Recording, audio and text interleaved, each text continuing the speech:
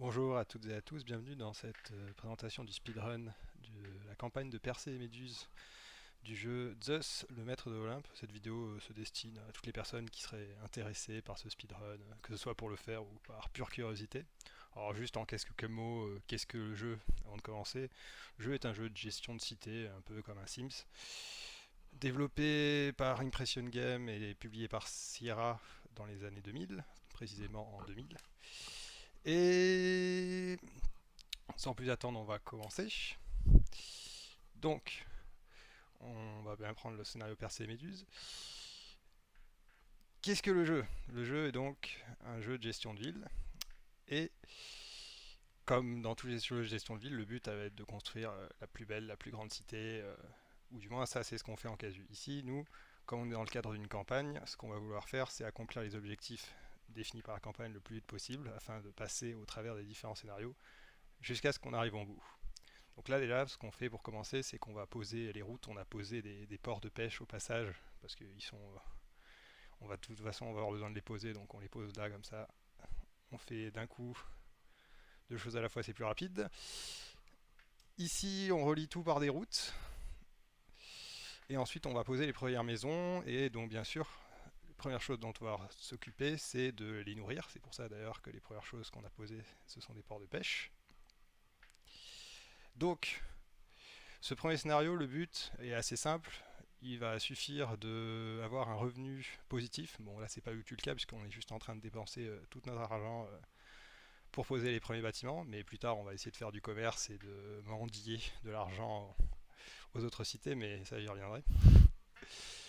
Et de produire une certaine quantité de laine par an. Donc, ça, on posera des bergeries juste après. Et aussi d'avoir des maisons d'une suffisante qualité et suffisamment de gens dedans. Il y a un objectif de population. Donc, premier truc qu'on peut remarquer, c'est que vous allez voir me faire beaucoup de misclics durant ce speedrun. Et c'est ce pour une raison très simple, c'est que le jeu est pas désagréable à speedrun, mais il y a quelque chose qui le rend un peu rugueux ou touché, je dirais. C'est que les inputs de souris ne sont validés qu'à partir du moment où le bouton de la souris se relève. C'est-à-dire que vous avez besoin pour cliquer sur un bouton de cliquer dessus, comme on l'entend, mais seulement tous les actions ne sont effectives qu'à partir du moment où vous relevez le bouton. Et ça a une conséquence assez particulière qui est que, eh bien, si vous cliquez sur un bouton et que vous êtes parti de ce bouton au moment où vous relâchez votre souris, c'est-à-dire que pressé comme vous l'êtes, vous êtes déjà parti à l'endroit où vous voulez poser le bâtiment que vous venez de sélectionner. Si vous partez avant d'avoir relevé le bouton de la souris, le clic est annulé. Donc ça explique pourquoi parfois je me reprends à plusieurs fois pour faire certaines choses. Ça reste de la précision, mais c'est que pour que vous compreniez qu'il y a quand même quelque chose d'un peu contre-instinctif dans la maniabilité du jeu. Au départ, ça a été fait parce que y a certains bâtiments qui peuvent être drag and drop sur des grandes surfaces, comme ça on peut en poser plusieurs d'un coup, mais c'est finalement une très petite minorité de bâtiments, c'est notamment les maisons avec lesquelles on peut faire ça. Et la plupart du temps, donc c'est juste gênant. Donc là, qu'est-ce qui s'est passé pendant que j'expliquais ça? On a posé les bergeries, vous avez vu, à gauche de là où on se trouve actuellement, et ainsi que les moutons qu'on a tous mis au même endroit en cliquant comme un porc. Et, et donc là, nos premiers habitants sont arrivés dans les maisons, et on vient de découvrir la première cité sur la carte du monde. Donc là, on va sans doute y aller tout de suite. Ouais, là, les gens arrivent et les maisons s'améliorent parce qu'on vient de leur donner de la nourriture. En fait, le système des maisons fait que si on leur donne de la nourriture, ils vont pouvoir améliorer leur maison. Et ensuite, on va leur donner de la laine, puis de l'huile d'olive. On va leur donner accès à des activités culturelles, ce genre de choses. Et petit à petit, ils vont s'améliorer et pouvoir contenir plus de gens qu'après on peut utiliser au travail, donc dans les bergeries, dans les ports, dans les hôpitaux. Il y a toute une ribambelle de bâtiments. Il faut se soucier qu'ils aient accès à l'eau avec une fontaine. Il faut faire attention que les bâtiments ne prennent pas feu avec les postes de surveillance qu'on voit là, c'est les petits bonhommes rouges qui courent partout dans les rues. Et ainsi, comme ça, on fait grandir la cité. Alors là, ce qu'on vient de faire, et ça va être un thème commun tout au long de ce run, c'est que on ne produit pas assez de ressources de nous-mêmes en général pour nos besoins, notamment en termes d'argent. Du coup, ce qu'on fait, c'est qu'on va mendier auprès des autres cités. Pour ça, il suffit d'être en suffisamment bon rapport avec eux et en échange de rien du tout, en fait, ils vont nous offrir de l'argent. Alors, ça, c'est un temps, mais ils vont. Là, alors qu'à l'instant, on vient de finir le premier scénario. C'est-à-dire qu'à chaque fois qu'on leur demande des choses, ils nous aiment un peu moins. Mais du coup, on peut aussi, nous, leur donner des choses qu'on a en excédent, et en fait, ça fait une sorte de troc finalement. Et donc, lui, là, la cité avec laquelle on discutait, elle a besoin de laine. Nous, on en produit beaucoup, donc on lui en donne par paquet de 1000. Et lui, en échange, on lui demande de l'argent. Ce qui nous permet déjà d'une manière un peu fourbe d'avoir un revenu positif sur l'année, ce qui nous permet d'accomplir l'objectif, alors que techniquement on dépense quand même beaucoup d'argent vu qu'on fait que construire. Et deuxièmement, ça nous permet même d'augmenter nos stocks d'argent, et ce qui va nous être utile quand après on va faire des colonies. J'y reviendrai plus tard.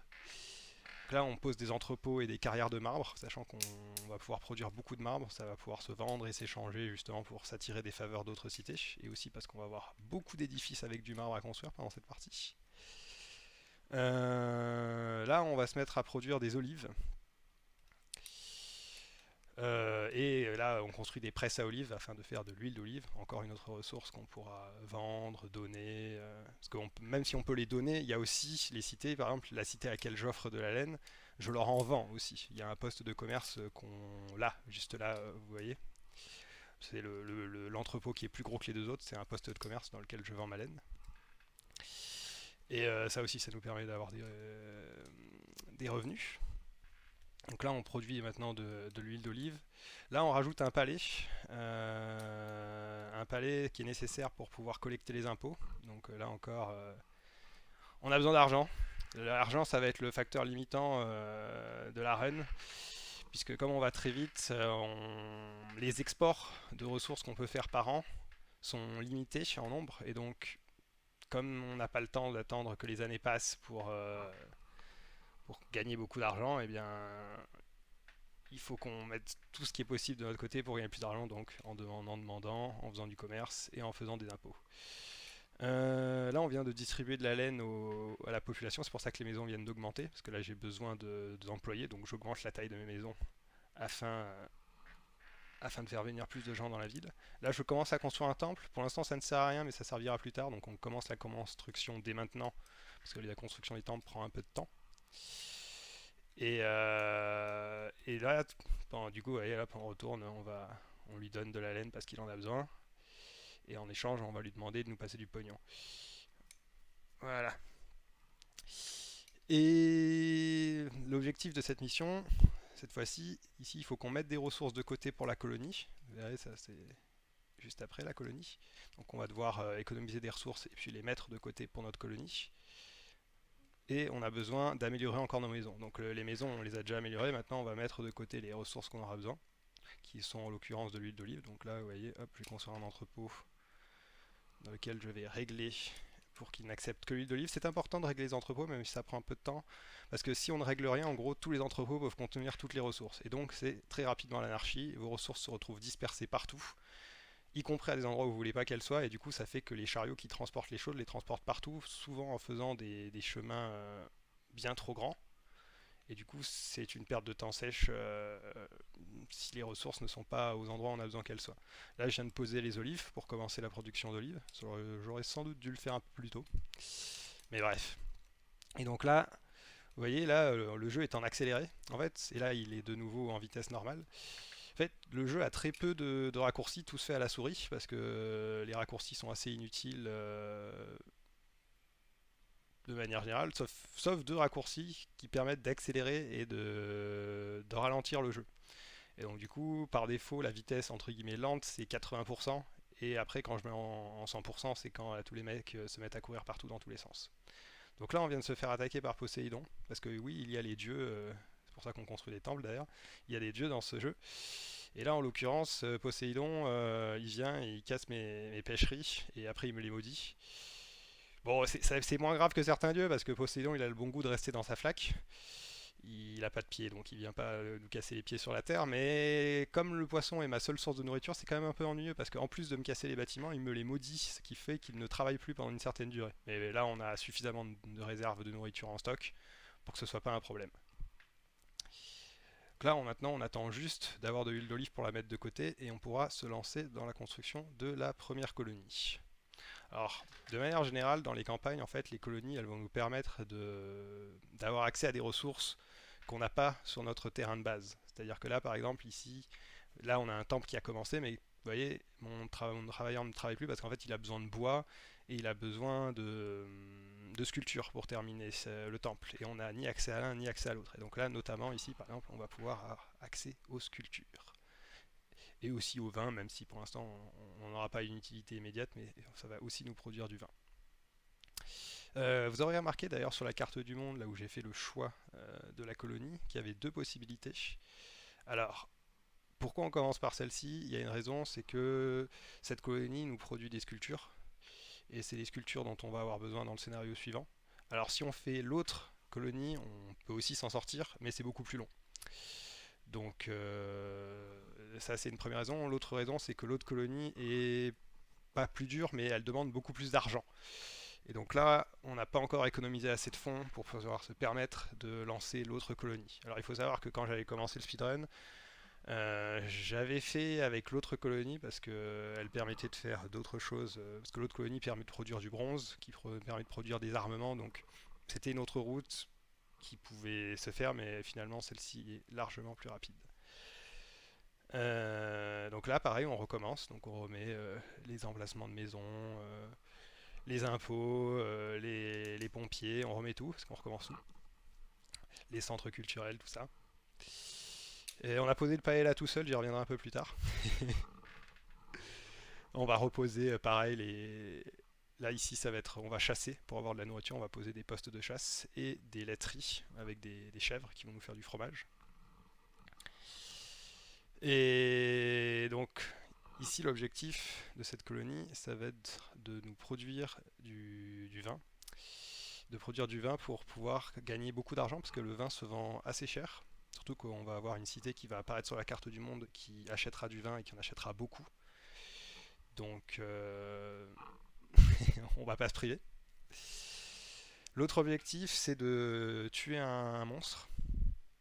Le monstre il n'est pas encore sur la carte mais il arrivera et il faudra qu'on soit prêt pour quand il arrive. Et de construire un sanctuaire à Hermès. Donc ça on le fera aussi. C'est prévu, ça prend pas beaucoup de place, c'est le plus petit temple qui existe à Hermès, il y a juste Dionysos qui est plus petit.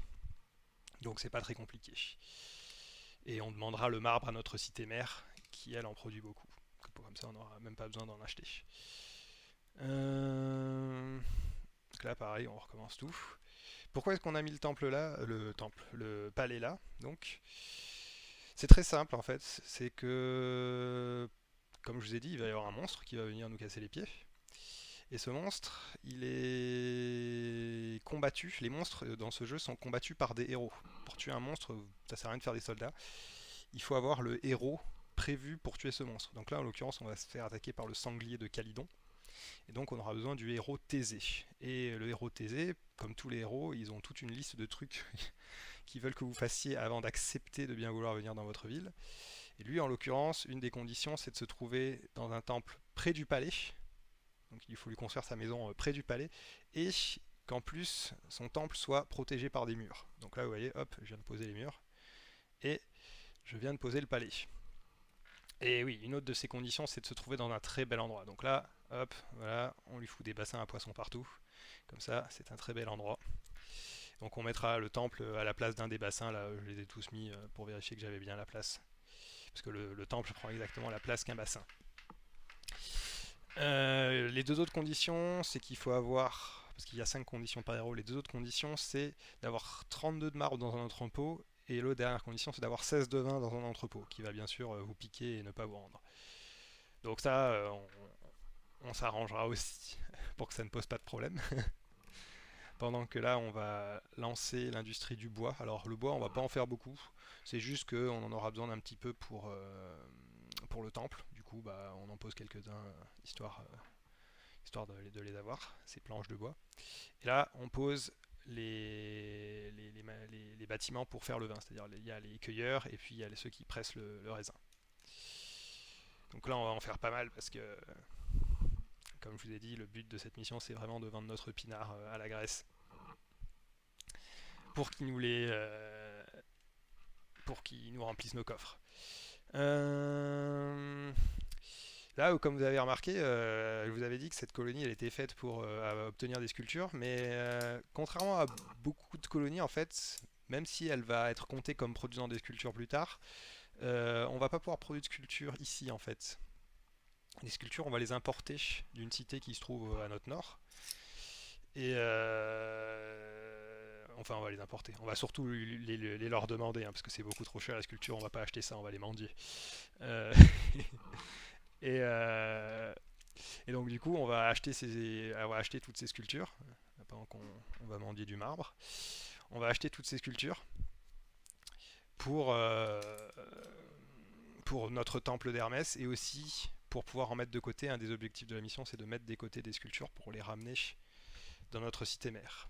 D'ailleurs, au passage, on notera que même si on les met de côté pour les ramener dans notre cité mère, quand on reviendra virer notre cité mère, les sculptures, on ne sait pas où elles seront passées, hein, mais en tout cas, elles ne seront pas dans nos entrepôts. Enfin bref. Toujours est-il que du coup, notre colonie comptera comme produisant des sculptures et donc on pourra lui en demander. C'est surtout ça qui compte. Donc là, j'ai construit le poste de commerce au centre de l'écran avec la cité de Montpellion, qui est celle qui va nous vendre des sculptures et à qui on va vendre du vin. C'est pratique, c'est la même cité qui fait les deux, donc on va pas se gêner.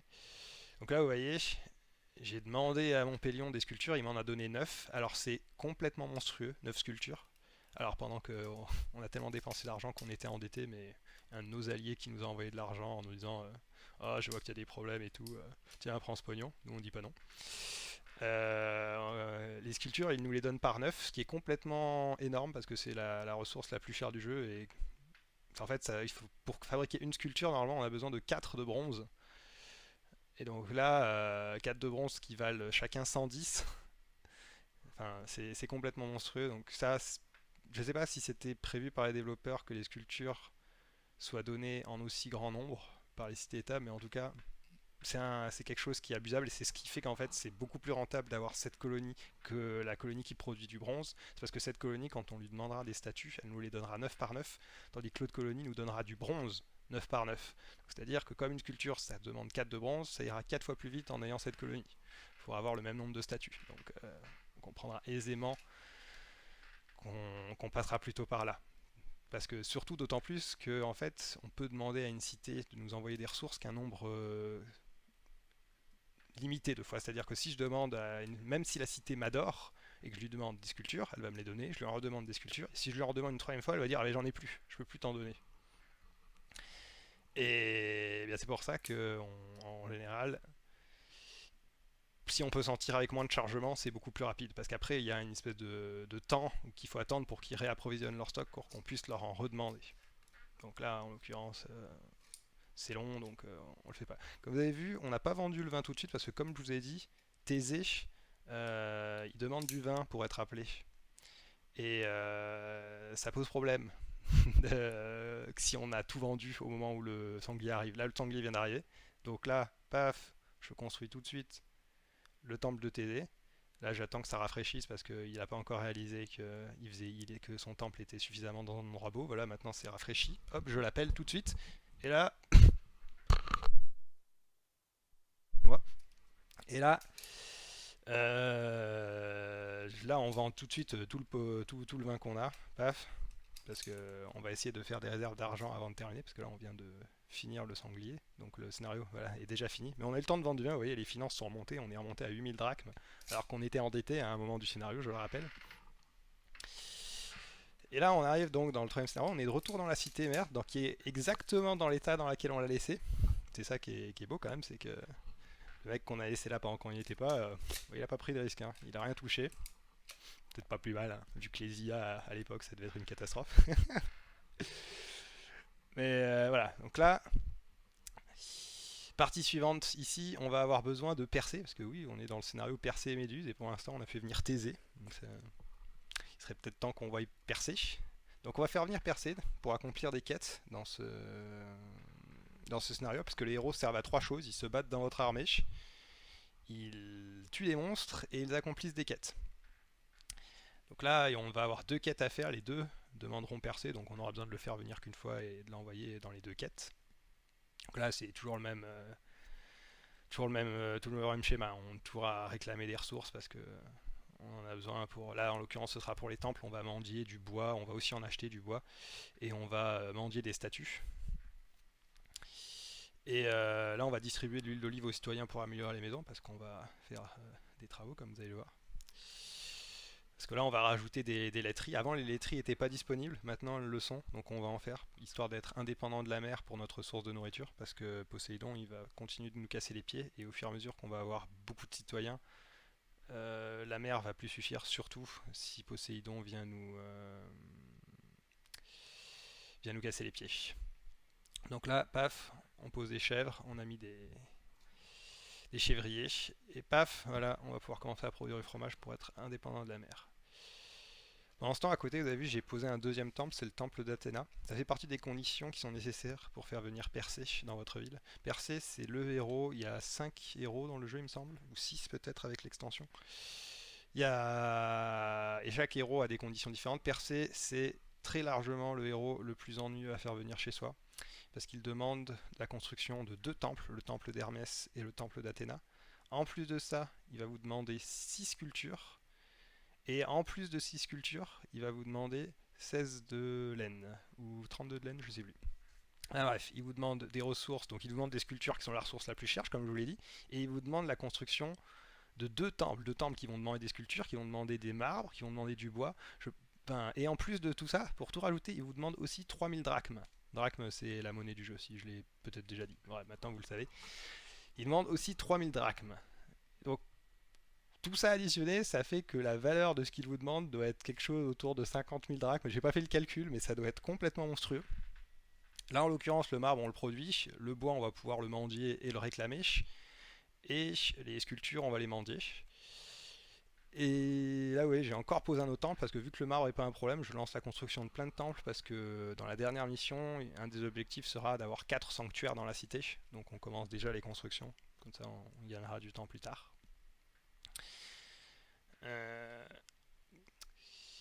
Donc là, on va maintenant envoyer notre cité vassale, notre colonie.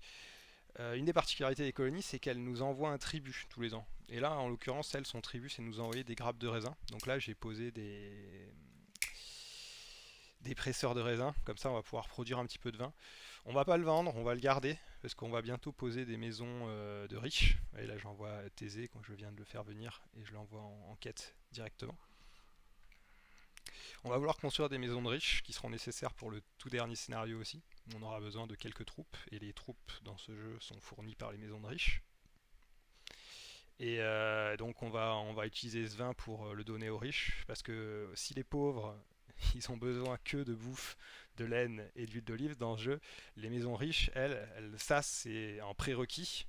Et en plus de ça, après on peut les améliorer en leur donnant des armes, ce qui nous permet d'avoir des soldats, du vin, ce qui permet de doubler le nombre de soldats par maison, et ensuite des chevaux, ce qui fait qu'on a des cavaliers à la place d'avoir des hoplites, ce qui est meilleur. Donc là, oui, on a reçu la deuxième quête, paf, on envoie Persée accomplir la quête, vu qu'il est déjà revenu de la première, vu qu'on tourne le jeu très rapide, ça va vite.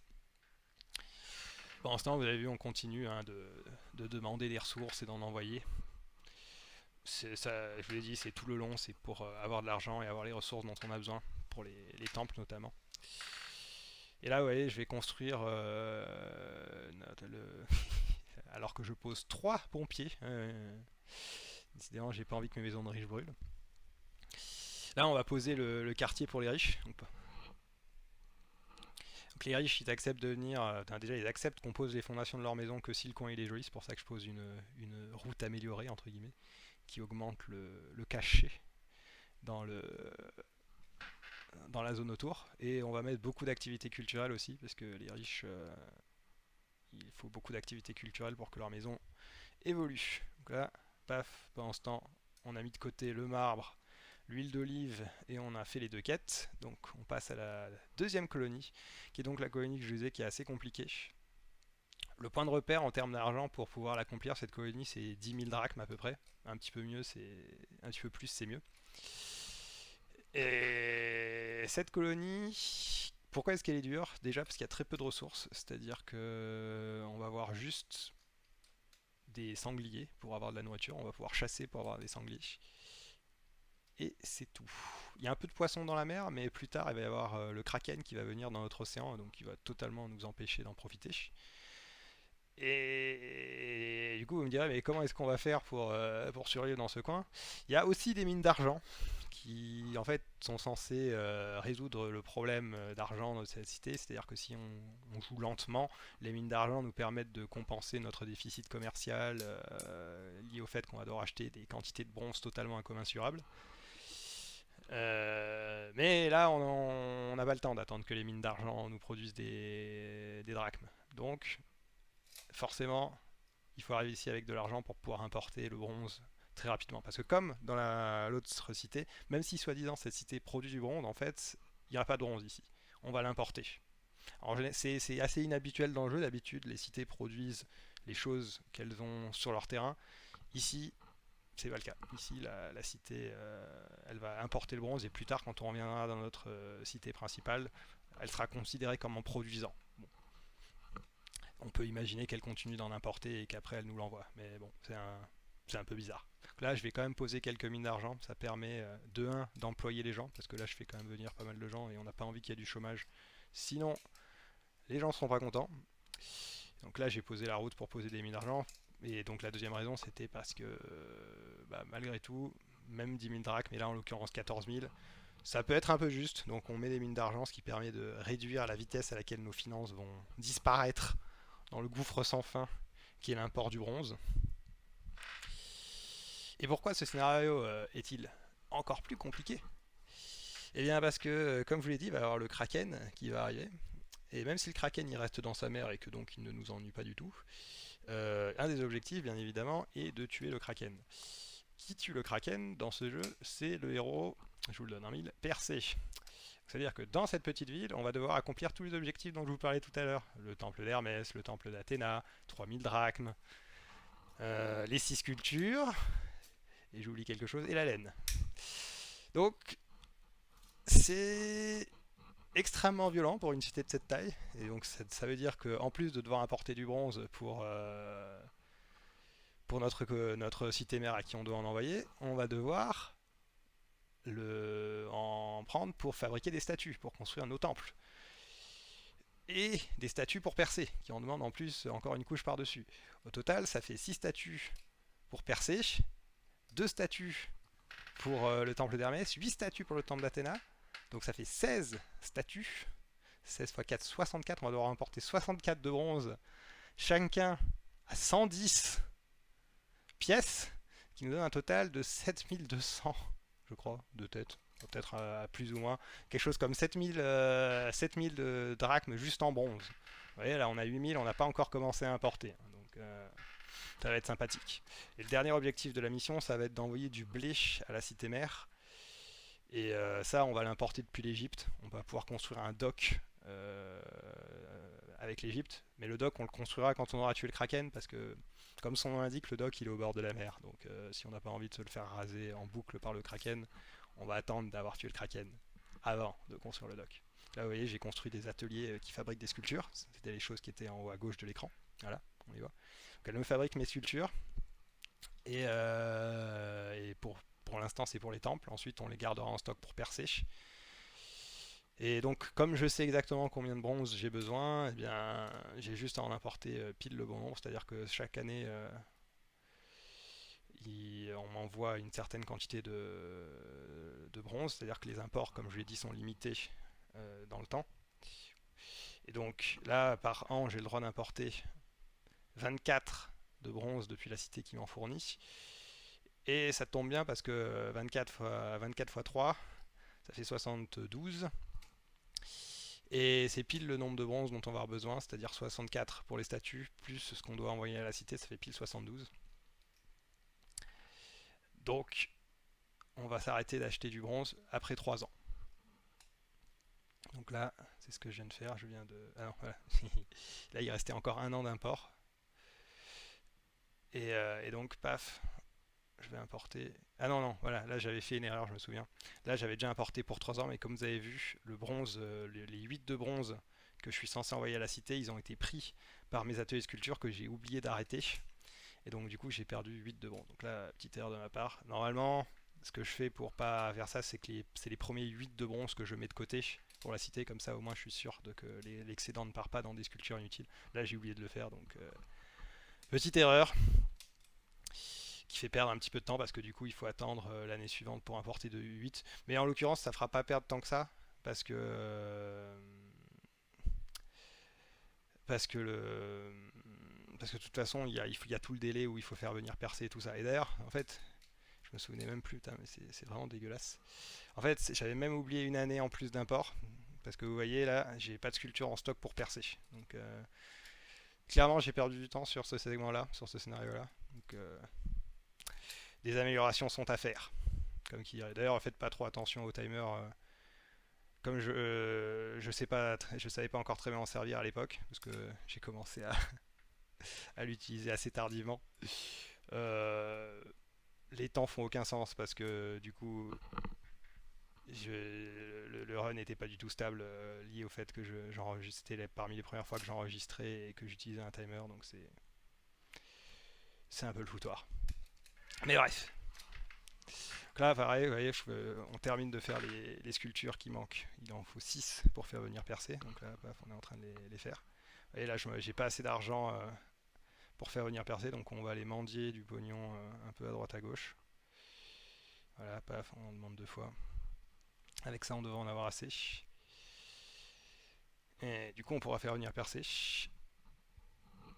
Voilà, là j'ai les 6 statues. Là, je casse les bâtiments de statues pour être sûr que ils vont pas me piquer le bronze de l'année prochaine que je suis censé envoyer à la cité. Paf, là il me manque juste la laine que je vais demander à la cité mère. J'aurais mieux fait de le demander un peu plus tôt. Décidément, il y a beaucoup d'erreurs sur ce segment. Et là, je me prépare à construire le dock vers l'Egypte. Clac, là j'ai reçu la laine, donc je vais pouvoir faire venir percer, paf, qui va pouvoir aller me tuer le kraken. On l'a pas vu, hein, mais il est dans la mer au-dessus. Là. Et paf, là je vais pouvoir construire mon dock. Là je mets les ressources de côté. Clac. Et dès que percer va arriver, on va construire le dock vers l'Egypte. Parce que le kraken, le temps qu'il réalise qu'on a un dock et tout ça, il va. Il va nous.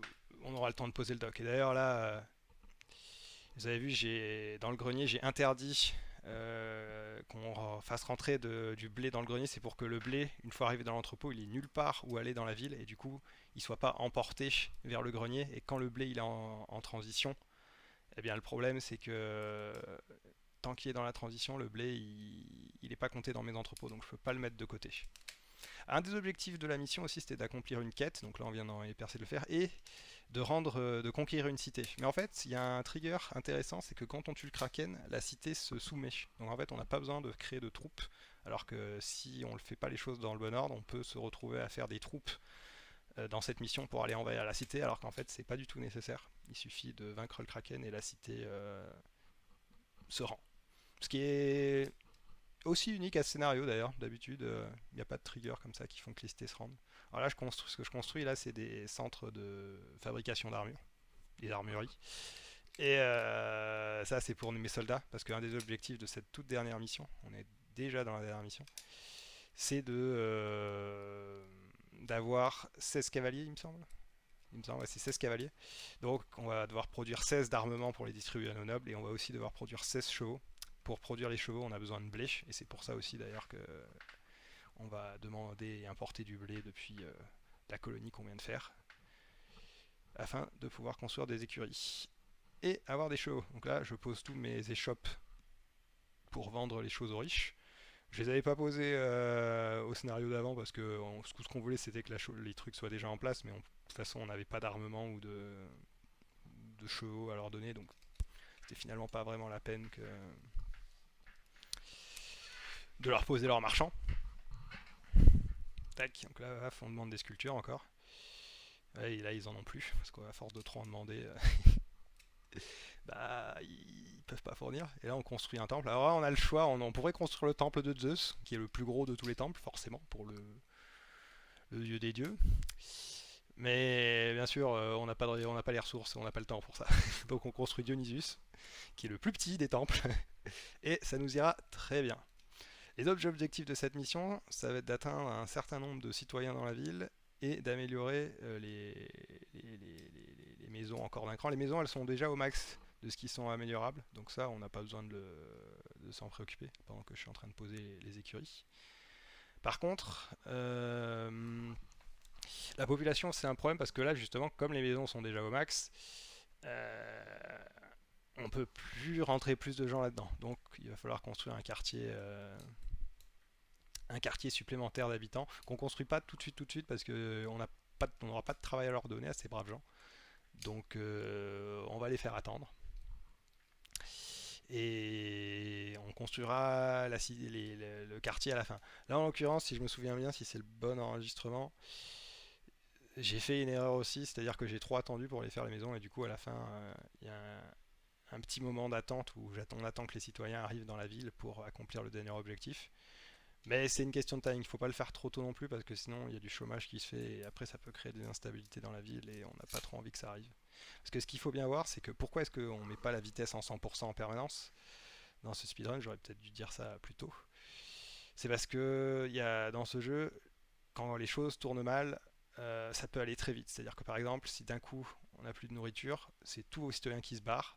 Et donc les citoyens se barrent tous, les industries fonctionnent plus, et c'est une espèce de cycle infernal dans lequel il est impossible de s'en sortir. Et donc là, plus qu'à reset, hein, de toute façon c'est pas récupérable. Même en casu, il y a certaines villes qui sont très difficilement récupérables. Il faut tout raser pour qu'il n'y ait plus que les bâtiments de production de nourriture. Il faut vraiment repartir de zéro, quoi. Donc là, bien sûr, on ne peut pas se le permettre. Du coup, en général, quand on pose des bâtiments, quand on fait des choses un peu, notamment au début aussi, quand on construit la ville au tout début, on se met en vitesse assez lente parce que ça permet d'avoir une appréciation meilleure de ce qui se passe et aussi parce que ça permet entre guillemets que la pose des bâtiments soit instantanée dans le temps entre guillemets. C'est-à-dire que si on réussit la vitesse en 100% et qu'on pose les bâtiments les uns après les autres, bah entre guillemets, il se pose sur une large période de temps, tandis que si le temps est rapide, entre guillemets, la pose des bâtiments est instantanée, ce qui permet d'avoir des productions homogènes sur les. C'est-à-dire que si je pose mes bâtiments de bouffe sur la durée, bah, potentiellement tous mes mecs ils seront déjà en train de crever la dalle pendant que je suis en train de les poser. Parce que en mode 100%, le jeu va vraiment très vite par rapport à ce qui tourne à 80%. Donc là, on a setup tout plein de docks des sports, on exporte de l'huile d'olive, on exporte du marbre, on exporte de la laine. À ce stade-là, l'argent est plus du tout un problème. Là, le problème maintenant, c'est juste d'avoir les soldats, les citoyens. Et on va devoir faire venir encore une fois Persée, parce que oui, encore une fois, le scénario c'est Persée et Méduse. Et on n'a toujours pas vu Méduse. La Méduse, c'est entre guillemets le boss final. C'est un monstre qui va venir dans notre ville pour tout casser. Il suffit d'avoir Persée. Mais donc, on a déjà construit le temple d'Hermès, on a déjà construit le temple d'Athéna. Des sculptures, on peut en faire venir et c'est pas un problème. De la laine, on en produit des cartons. Voilà, Méduse attaque. Donc, c'est plus du tout un problème. Là, vous voyez, je pose les maisons que maintenant. C'est un peu tard parce que là, Méduse arrive. Et normalement, il faut que quand Méduse arrive, Méduse, c'est le dernier objectif qu'on fait, si on se débrouille bien. Donc, normalement, j'aurais dû poser les maisons un peu plus tôt. Parce qu'une fois, bien sûr, que Méduse est tuée et qu'on accomplit le dernier objectif, la campagne s'achève. Et donc, finalement, ce que devient la ville après la fin du speedrun, on s'en moque un peu. Il y aura du chômage, les gens se révolteront, la ville sera rasée, mais ça ne nous concerne pas. Donc là, Médusa est arrivé, on construit le temple, on fait venir Persée. Persée va arriver, il va aller tuer Méduse. Parce que ça, je ne l'ai pas dit aussi, mais pour information, toutes les quêtes qu'on a faites avec Persée justement pendant toutes les missions précédentes, c'était d'aller récupérer des objets pour l'aider à combattre Méduse, donc le bouclier miroir, les sandales d'Hermès, et le casque d'Hadès, il me semble, si je fais pas d'erreur. Et donc c'est pour ça qu'il y avait toutes ces petites quêtes. Il y a une histoire derrière la campagne. L'histoire, c'est là en l'occurrence, ça se passe au début de la Grèce, à l'époque où il n'y a pas encore de cité. C'est pour ça qu'il y a très peu de cités sur la carte et que entre guillemets, et on est peu d'alliés. Dans les autres campagnes, en général, il y a beaucoup plus de gens sur la carte et on entretient beaucoup plus de relations avec eux, plus que juste leur demander des choses, quoi. Il y a des guerres, il y a des choses comme ça. Mais celui-là de scénario, c'est aussi pour ça qu'il est plus rapide, c'est qu'il y a très peu de guerres. Du coup, il y a très peu besoin de soldats parce que c'est les soldats qui sont très chronophages dans ce jeu. Pendant qu'on attend qu'enfin tous les citoyens arrivent, là. Hein. Et voilà. Et sur ce, fin du timer. On a accompli tous les objectifs. On va donc terminer cette campagne et ce speedrun. Et j'espère que ça vous aura plu, j'espère que ça vous aura intéressé. Alors, j'ai conscience qu'il y a encore pas mal d'approximations. Ça ne peut aller qu'en mieux. Je vais continuer d'améliorer ce temps. N'hésitez pas, si vous avez des questions, à les foutre en dessous de la vidéo. J'essaierai d'y répondre le plus vite possible. Peut-être bien que je ferai des vidéos pour les autres campagnes quand je m'y mettrai. Pour l'instant, c'est surtout celle-ci que j'ai faite parce que c'est la plus courte et qu'elle est assez intéressante. Il y a des campagnes, je les vois mal passer en speedrun parce qu'elles sont déjà beaucoup plus longues. Pour certaines, beaucoup plus longues. Et aussi parce que il y a beaucoup de temps mort dedans, ce qui les rend beaucoup moins intéressantes. Du coup, potentiellement beaucoup moins amusante à regarder. Celle-là, elle est pas mal parce qu'elle est quand même assez fluide dans son déroulement. J'avais tout le temps des choses à dire. Il y avait peut-être même parfois des choses que je voulais dire et j'arrivais pas à placer. Dans d'autres, il peut y avoir des très grands temps morts, notamment quand on lève les armées ou quand on attend que des événements du jeu se passent, parce que par exemple là, les événements comme l'arrivée de Méduse et tout ça sont scriptés pour arriver à une certaine date. Donc certaines peuvent prendre beaucoup plus de temps et c'est pas forcément intéressant de regarder un écran fixe en x100 pendant 5 minutes. Notamment pour certaines parties où il faut farmer de l'argent, parce qu'il y a besoin de beaucoup d'argent pour faire certaines missions. Et parfois donc on reste à un scénario alors qu'on pourrait le terminer juste parce qu'on est en train de faire du commerce et qu'on fait tourner la planche à billets pendant 1 an, 2 ans, 3 ans, juste pour avoir énormément d'argent pour permettre de faire la suite. Voilà, c'est tout. Encore une fois, j'espère que ça vous aura plu. Et sur ce, je vous souhaite une très bonne fin de journée. Merci d'être passé ici.